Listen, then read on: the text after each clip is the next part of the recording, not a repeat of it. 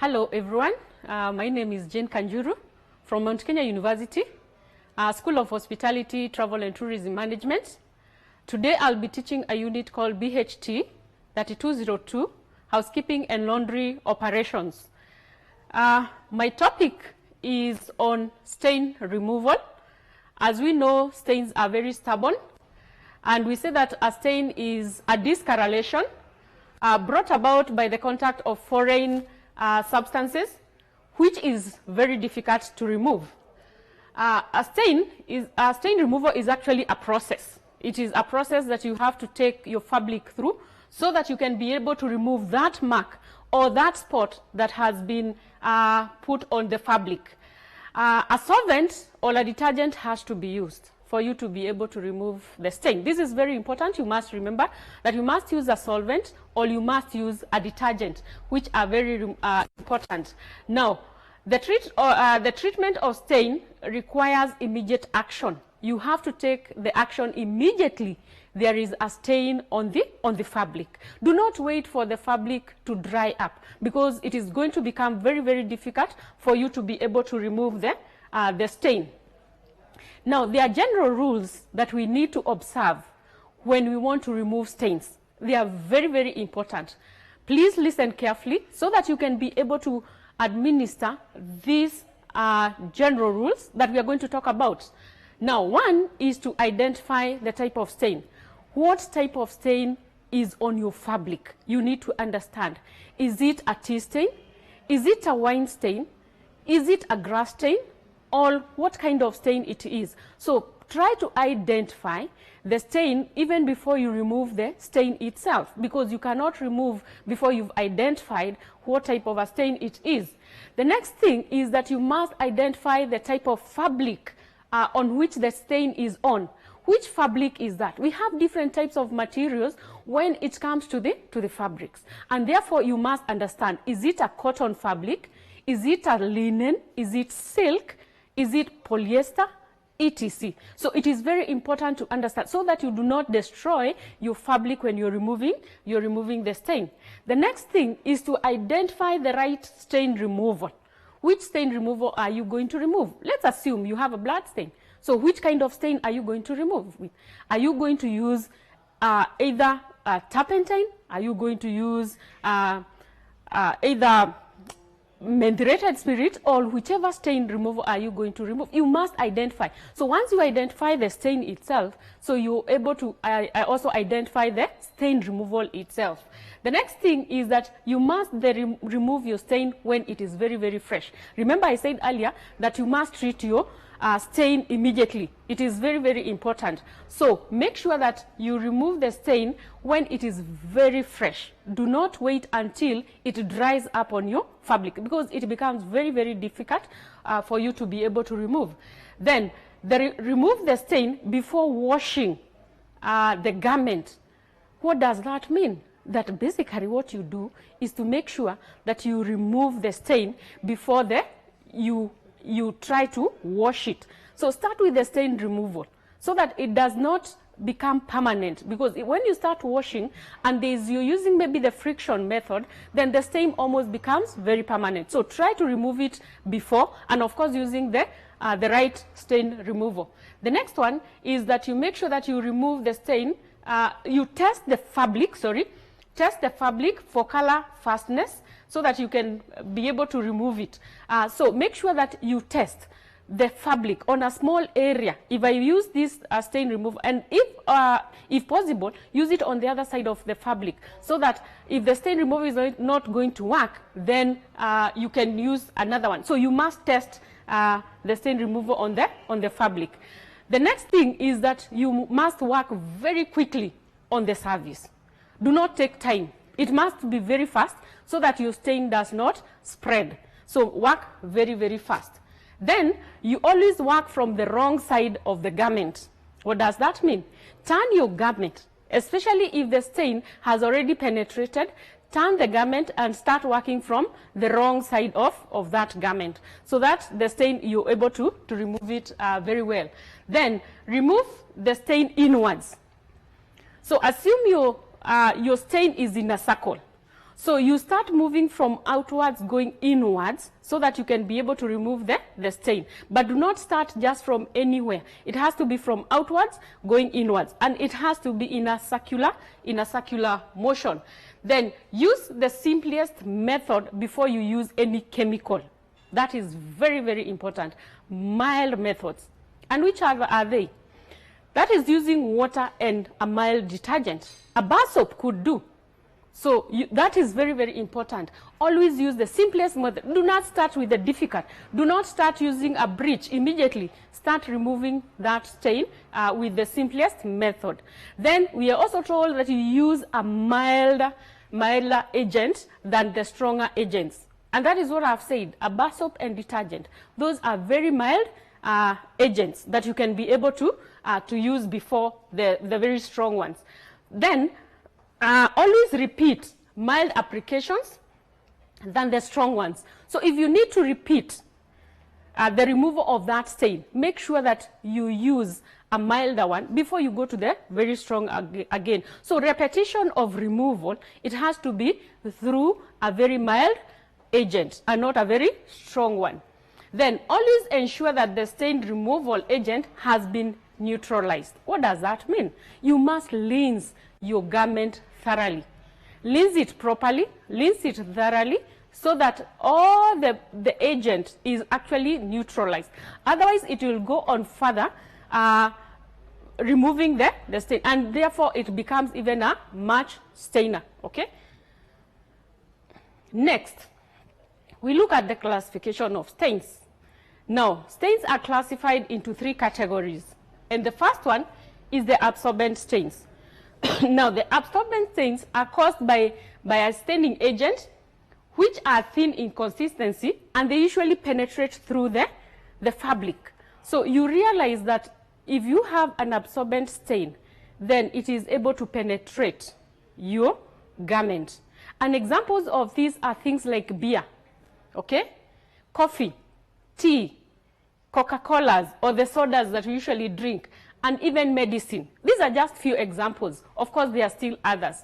So you can look up and see which other stains can become an absorbent stain. Then the other type of stain, the other classification is build-up stains. And build-up stains, they usually do not penetrate into the fabric. So they are always on top of the fabric. Okay? And examples of this, we have things like paint, we have things like fur, we have wax, like for example the candle wax. The candle wax will not even penetrate in. I hope you've been able to see that from different fabrics. Things like liqueurs, things like glues and resins. Okay, these are some of the stains that will not be able to penetrate. Then finally, the last classification is the compound stains. And these compound stains, these are a combination of the absorbent and also the build-up stains. So it is actually a combination. And a good example of that is blood stain. A blood stain will penetrate, and also it will stay on the surface. So that is why we are calling it a compound, because it behaves in either way. It can be on the top and then also penetrate. Then, how do we identify our stains? It's very important that even before you remove a stain, you identify it. And which are the identification methods? Very common methods. And these are our sensory, these are our senses. And one of them is actually the sight. You need to observe. Are you observing the stain? Look at it. And you will be able to know which type of stain it is. Use your eyes. The eyes are the ones that, of course, now give the sight.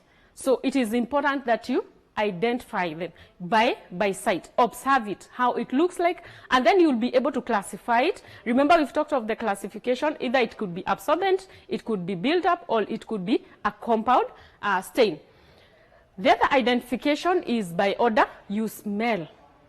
There are those stains that will give a certain smell. Okay? So you need to identify it with the odor. What is the smell? The blood, the grease stains, okay, the paraffin stains, etc. You will be able to to get their order. And then you will be able now to know exactly which type of agent you're going to use. The other identification, of course, is the color. So when you look at it, you can be able to tell that this is blood, this is paint, this is polish, this is nail varnish, this is a red-white stain. You can be able to tell all that. So by color, when you look at it, you're able to identify. The other thing is, of course, the feel. Touch it and feel it. Touch that stain, and you're able to say that maybe this is a blood stain, this is a paint stain, this is a wax stain, this is a recure stain, etc. That feeling with your hands, you'll be able to tell what type of a stain it is. The other one is the location. Where is it located? It helps also to identify. Like if you have the perspiration stain, it comes from the underpit, so the under armpit. So you'll be able to know where that stain is actually coming from. So where is it located? If it is at the collar of your garment, then you know it is coming from your hair or the neck because of the oil that has been there. If, like, for example, you're working as a mechanic, you will be able to know, because you work as a mechanic, when you look at it, you know where the mechanics touch themselves so much. It is the pockets, and you'll be able to see the stains on those pockets. Now, the other thing we need to understand is the stain removal agents. This is very, very important because we need to remove the stains. Which are some of the solvents that we use when we are removing stain? Remember I said earlier, a solvent and a detergent are the most important ones when you're removing the stains. So the first one is, of course, organic solvents. And organic solvents, we have those that are inflammable and non-flammable. Okay? Flammable and non-flammable. So inflammable should never be used near a naked frame. Do not use it anywhere where there is a frame, like the benzene, acetone, amyl acetone, or mentholated spirit.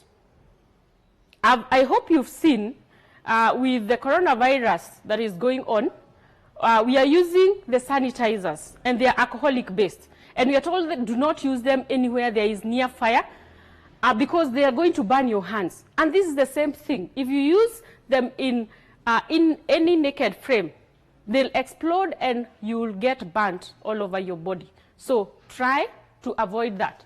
Then we have the non-flammable, which basically do not get caught fire, but they are very, very harmful when you inhale them. So you must wear mask or protective clothing when you're using the non-flammable. These examples are things like carbon tetrachloride, okay? And also make sure that you are in a ventilated area when you're using the non-flammable solvents, okay? Organic solvents.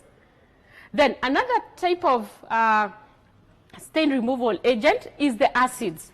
And most of us are very familiar with the acids. Like, for example, we use them more in the toiletries to clean our toilets, to clean our bathrooms, the toilet bowls, and all that. So these are examples of oxalic acid. We have potassium as acid oxalate, all what we refer to as salts of lemons. And also we have the rust removers. Like, for example, your clothes could have rust after you hang them on the line, and you can use the rust removal, which is very, very effective. But again, you also need to use it very carefully because it is poisonous. Always remember that. It is always poisonous. Then the other stain remover that we have is the alkalis, okay? Alkalis are also very important. Like, for example, we have soda and borax, which we also use as an agent for removing old and heavy vegetable stains, okay? And these examples are like coffee and wine. And of course, there are still others. Those old stains, you can use an alkaline or oxalic, what we are calling a soda or an oxalic, because they'll be able to remove the old stains, like for coffee and also for wines. The fourth one is the breaches. Breaches are very, very common in our houses. Like, for example, we have things like the jigs.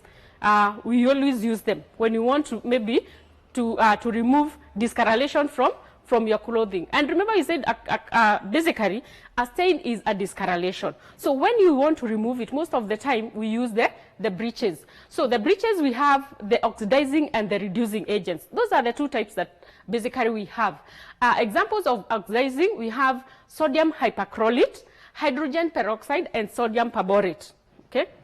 Always remember, and you need to be careful because some of them could be poisonous. Then we also have the reducing agent, an example of sodium hydrosulfate. That is an oxidizing agent. So some of them are used for oxidizing, others are used for reducing. That is why we call them reducing and oxidizing breaches. Then the fifth one is what we call the enzymes. And enzymes, these are powdered pepsin that work under a specific temperature. They cannot use any other temperature. The temperatures has to be between 40 to 50 degrees Celsius all the time, okay, so that it can be able to work effectively. So mostly we use it for removing protein stains. And protein stains, basically examples are, we have the blood, we have perspiration, which comes from our sweat, etc. So the blood stains, or even if it is eggs, those are protein stains. You can also use the enzymes. And finally, we have now the detergents that we've talked about, and these are surfactants. Detergents are basically surfactants, and these basically are molecules, okay, and they are able to remove the stains. And you've always seen, if, like, for example, you have a mud stain and you soak your clothes in a detergent, when you're removing it, you're able to see that the clothes is already clean. That is where we are saying that a detergent is also a stain removal. Okay? Now, examples of the stains that we have. One is that we have the dyes. Okay? We have the dye stains. We also have bodily fluid and organic stains, which are protein. Like I said, we have the sweat things like the vomit. We have dairy. These are dairy products, like, for example, milk, inclusive of breast milk from the mothers, because it is going to be on fabric, and even eggs.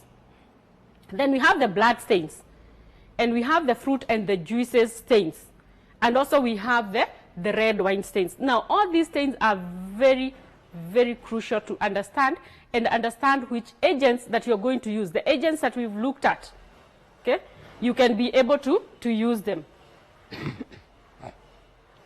Now, that is an example of a red stain. You can see it is spilled on a tablecloth, so, and it needs to be removed. Okay? Then we have an example of a tea stain.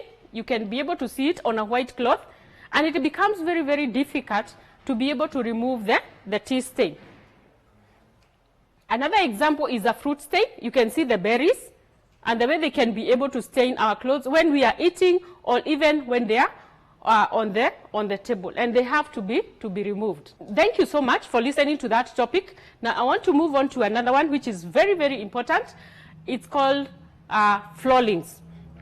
And the most important to understand is about the types of floors that we have, because floors are very, very important.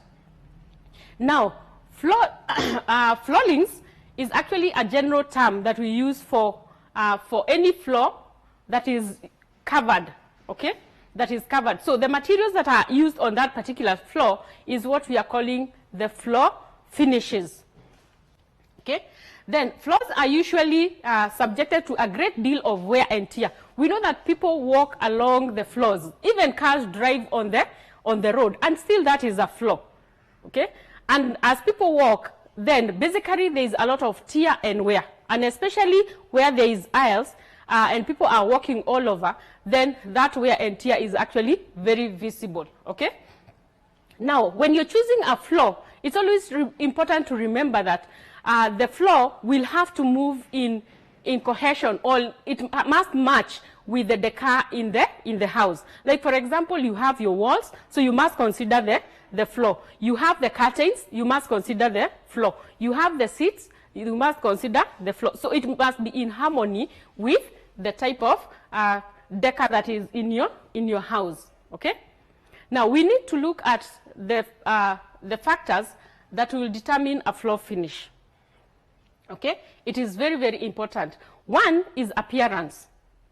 We are looking at color, we are looking at pattern, and we are also looking at texture.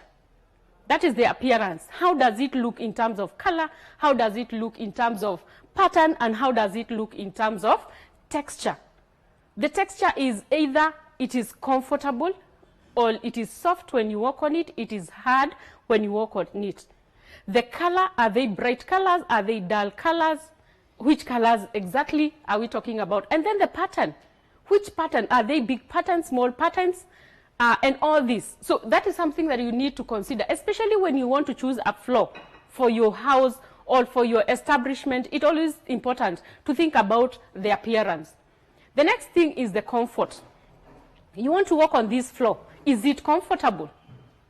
You must make sure, especially in hospitals, because people work for long hours, the nurses, the doctors, and those that work there. So the floor has to be a comfortable floor. But you must also choose carefully, because we know things like carpets, they are very comfortable to walk on. But yet they are very tiring. You cannot put them in the hospitals because the nurses, as they are walking, they'll tire a lot because of walking on them. But then again, we have the tiles which are slippery, and the nurses are walking all along. So you also need to be careful, okay?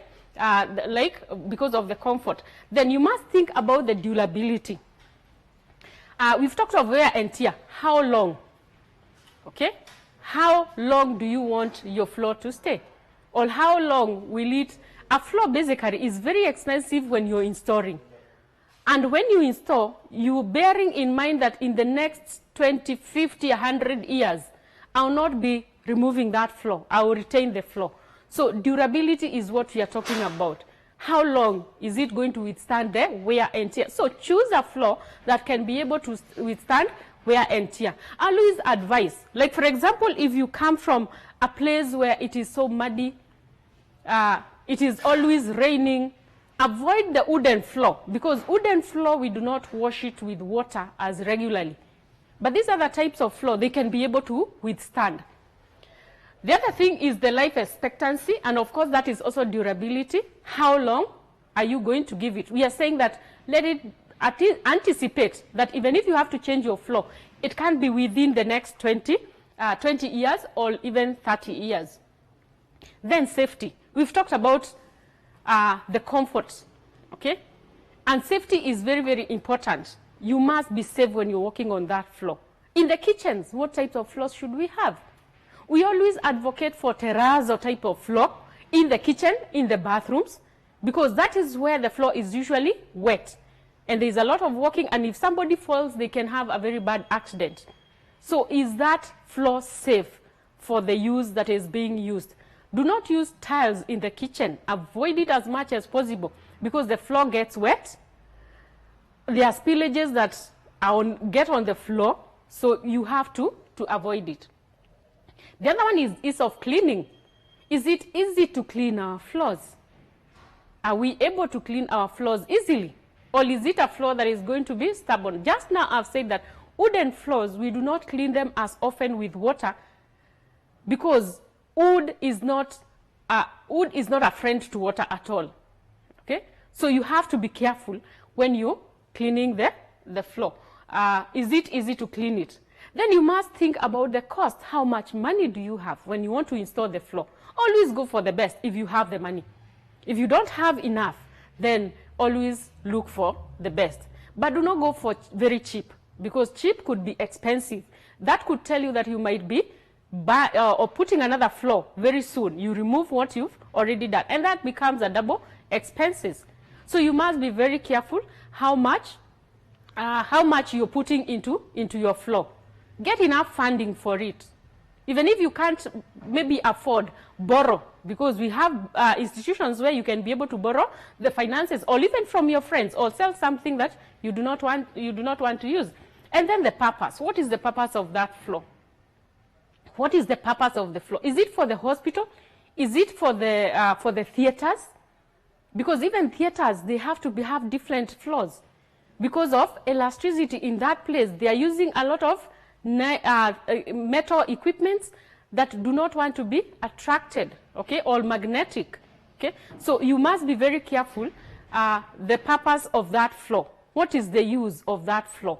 What is it going to be used for? Is it a kitchen? Is it a bathroom? Is it a sitting room? So you must consider the purpose of the floor. Then we have the classification of the floor finishes, and they are usually divided into 3. And every floor is always laid on a subfloor. What do I mean when I talk of a subfloor? Okay, a subfloor is actually a soft wood or a hard wood or a concrete. So we have, like for example, on the floor I'm stepping on, it has a subfloor under it, and then the ceramic is put on it. So that is what we are calling a subfloor. So I want us to look at the classifications. We have the hard floor finishes, we have the semi-hard floor finishes, and then we also have the soft floor finishes. These are the 3 classifications that we usually have. Now let us look at the characteristics of the hard floor finishes. One is that they are durable. So for the hard floors, they take a long time before they wear. That is where we are saying that they are durable. Again, they are cold in appearance and also feel. Most of the time when you step on the tiles, you feel it is cold. You want to wear some shoes, okay? And even when you're feeling it is usually very cold. They are vermin proof. They are not attracted by insect. That is actually a very big advantage, okay? Unlike the carpets.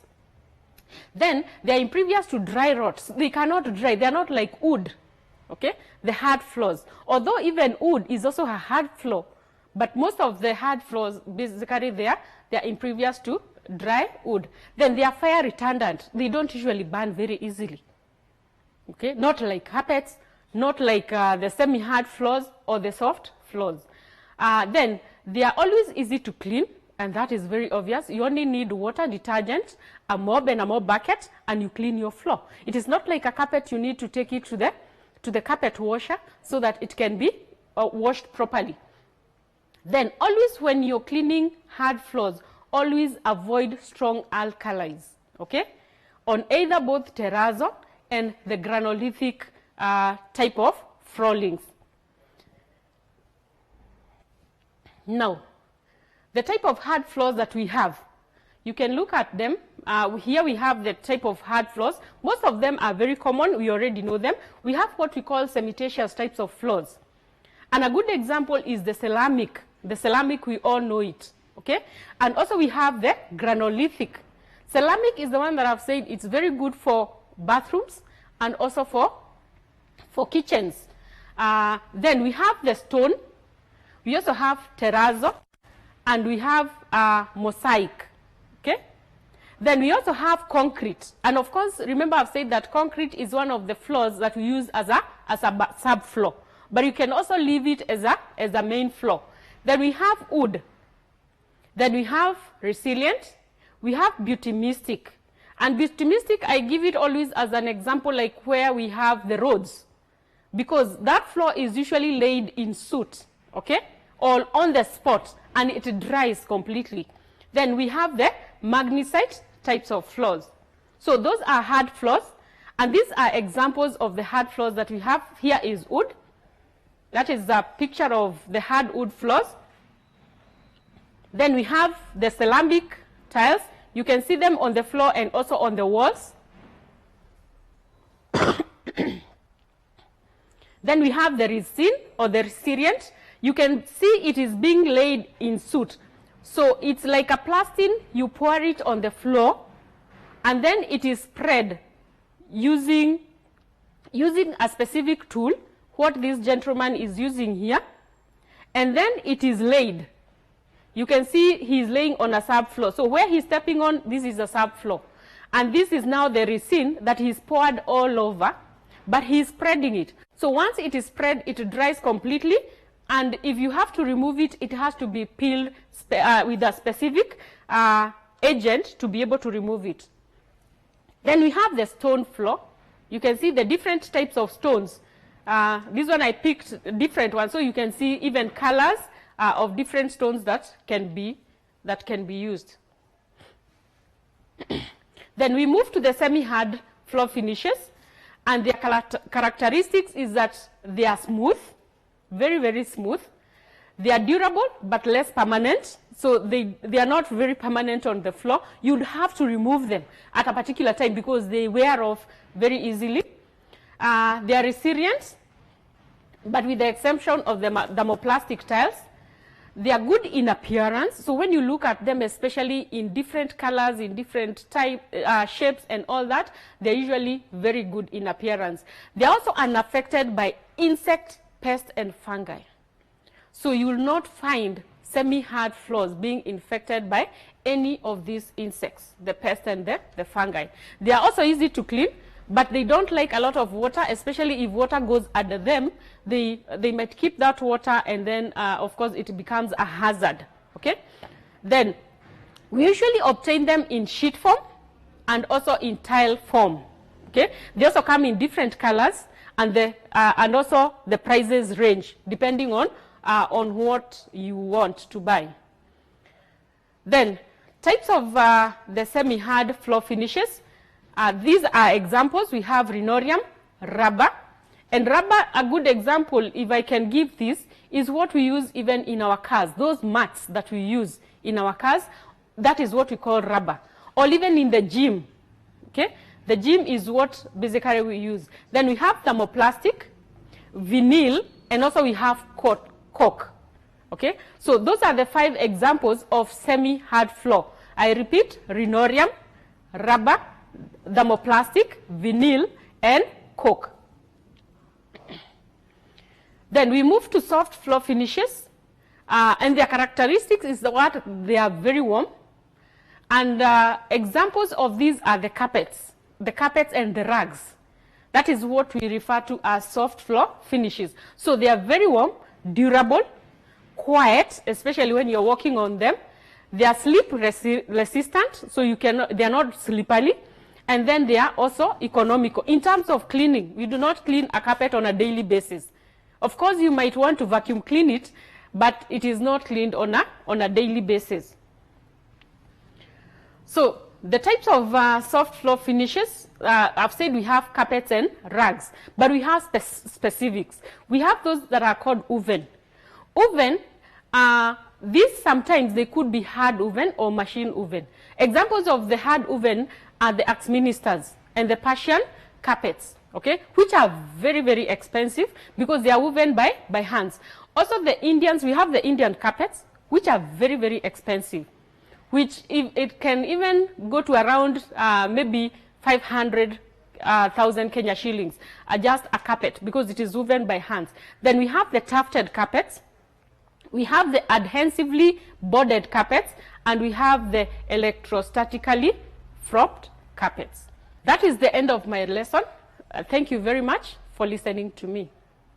These televised lectures supplement our robust online learning going on our MKU online platform. You can view more on our televised lectures via our online platform. We are in a digital era, and Mount Kenya University knows this. The following are the steps to follow so as to complete your online application. Download the application form from the website www.mku.ac.ke. Attach copies of your academic certificates and ID. Pay the application fees via M-Pesa pay bill number 270988. Your ID is the account number. 2,000 shillings is the charge for a postgraduate. You can also deposit in the bank accounts provided on the website. Then email all the above to apply@mku.ac.ke.